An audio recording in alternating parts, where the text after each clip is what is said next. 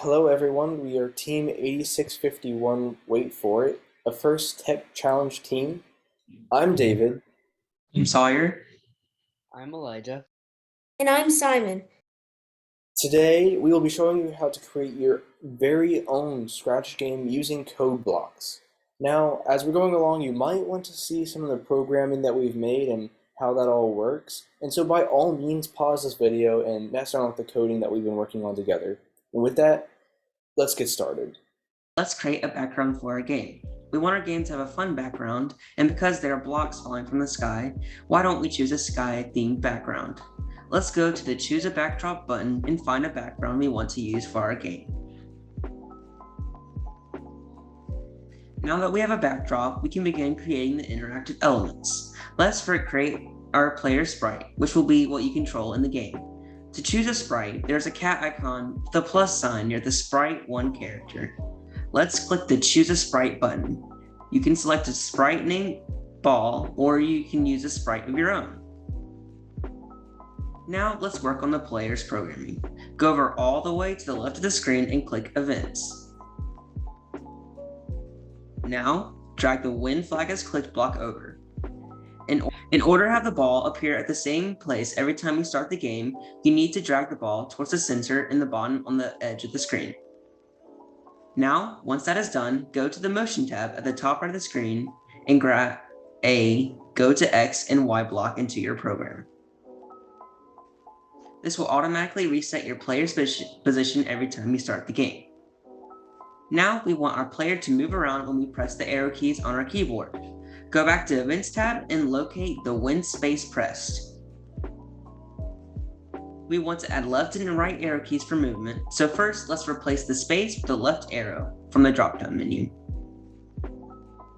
Now that the program will detect when the left arrow is clicked, it will turn the program on, but the program will continue to run forever. And so we need to make sure that it won't run while we aren't holding down the left button. So let's grab a repeat until loop. Next, we need to go to the Operators tab on the left and drag a not block, which should have a diamond shape. Next, let's press the Sensing tab and look for the key space press block. For creating our player's motion, go to Motion and select Move 10 steps, but change this to -10, and place it inside the loop. We can then copy and paste this little bit of code and make sure everything is set for the right key, and then we're done with our player.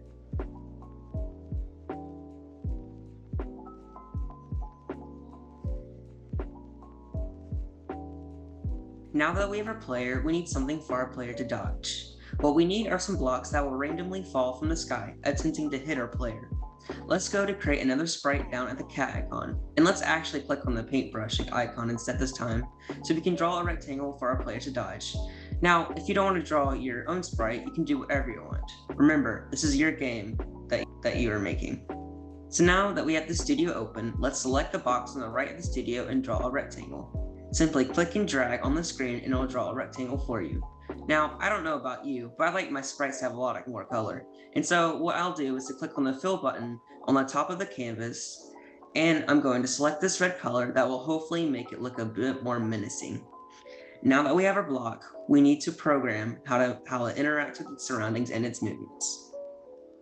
So let's go to our code now and start with the simple code when we start our game. We want the block to return to its position every time, and so let's go to the Events tab. Drag this When Flag is Clicked block down onto the page.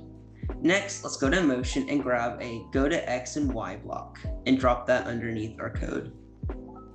Now, we don't actually want to see our block when we start the game, and so it needs to start off the screen. So let's select on the X position and type in -150. And then select our Y position and set it to 230.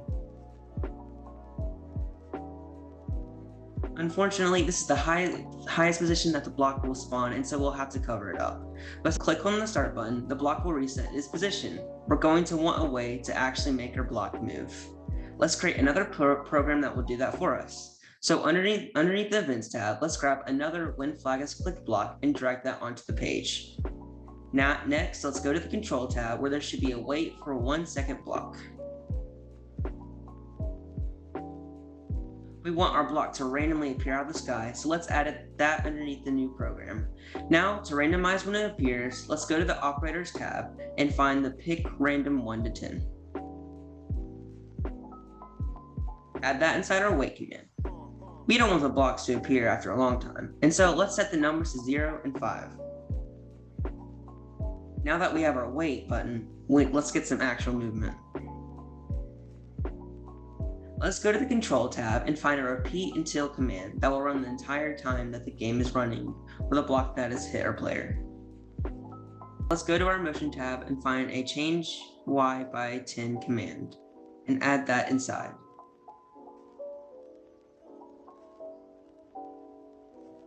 The value inside of this to -5, which will let it fall towards the ground. Now we want the block to add to our score, but we don't have a score right now, so let's go create one. If we go to the Variables tab and click the Make a Variable button, we can create our own score and name it Points, and hit OK, which will create a points variable for us. Now that we have points, we can add it to our game. Let's create a program that will add 1 point every time our block passes our player. If we go to Control and find an if command, we can use this to add a point every time our block goes to the -231Y position. So let's add that underneath our change by -5 command that's inside of our repeat. Inside of our if statement, let's add a diamond equals operator from the Operator tab. On the left of the operator, let's add a Y position block from our Motion tab. And then set the number on the right to -231. Now, what we want to happen if our player successfully dodges the block is we want our block to add a point to the counter. Stop moving, wait a couple seconds, and jump back up to the top of the screen in order to create the effect that there are still more blocks falling. In order to increment the number of points that we have, we need to add a block from the Variables tab and find the Change My Variable by 1 block and place it inside of our if block. Then we need to click on My Variable and change it to Points, which is what we want to increase by 1, and so that block is set. Next, in order to make our block stop moving, we simply need to go to the Motion tab and find the Change Y by 10 block and add that underneath our previous block. Next, we don't want the block to suddenly change direction, we want it to stop completely, so we set 10 to 0. To reset the block's position, we then need to go to the Set Y to block, change that value in the block to 260, and add that underneath our other code. Now, next we want the block to fall from a random place in the sky, so we'll have to add a Set X to block underneath. But then we have to go to the Operators tab and drag the Pick Random 1 to 10 block and drag that inside of the Set X2 block. Then we need to change the values in the random block to -210 and +210. Last, we want to make it drop at a random time, so we'll do something similar to the last block we made. First, we'll go to the Control tab and drag and drop the Wait 1 seconds block underneath our previous code. Next, we'll go back to the Operators tab and drag the Pick Random 1 to 10 block. Substitute the values 0 and 5 into the block. Last, we want the blocks to stop moving when a block hits our player, so what we want to do might be a bit complicated, but trust me, this is the best way to make the game end. Simply put, when a block detects that it has hit the player, it not only has to stop its own motion, but it also has to stop the motion of all the other blocks. One way to do that is to create a variable that is equal to 1. When the block hits the player, it will stop moving and change the value of that variable to 0. This is valuable because all of the other blocks will be constantly checking to see if that variable is equal to 0 or less, and when they see that it is, they'll stop moving as well.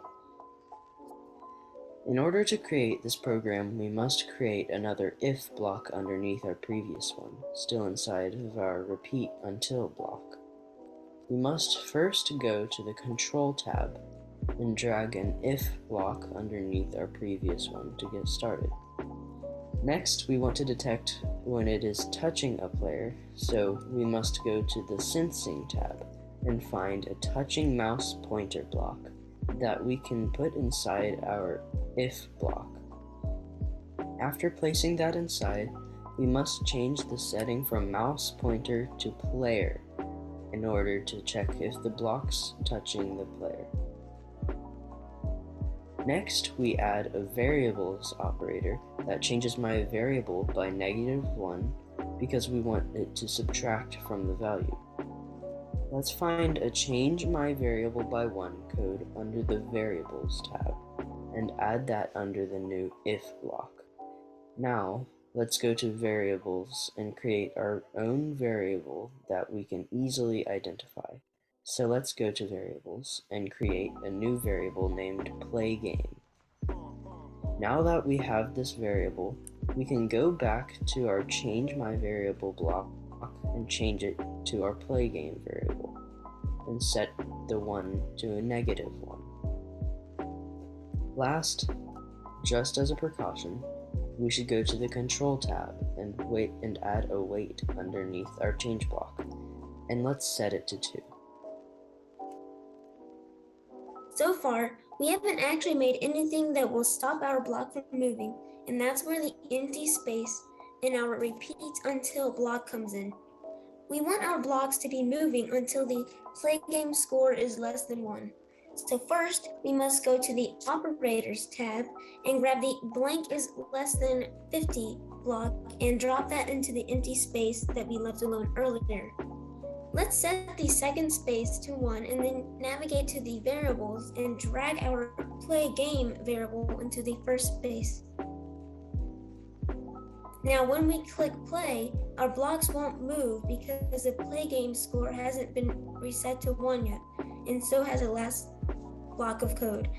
Let's add a set my variable to 0 and add that under our other start when flag is clicked block. Change the variable to play game and the value to 1. That was our last bit of code that we need to create. And so last, but definitely not least, we have to duplicate the block that we have created, change the starting position, and create 2 walls that will hide the blocks when we start the game all over again. In order to duplicate the block, right-click on the block that we created down in the sprite viewer and hit duplicate until we have 5 blocks.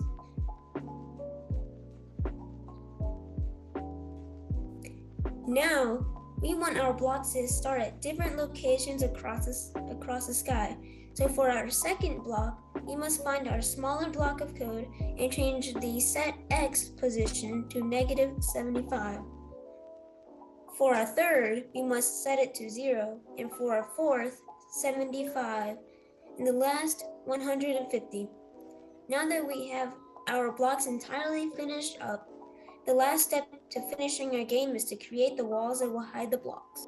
Now we're going to want to go to paint our own block, so let's hit the paint icon down in the sprite viewer, and let's select the block button and create a thin wall that we can use to hide our blocks. And the last step is to duplicate it and move it to the top and bottom of the screen.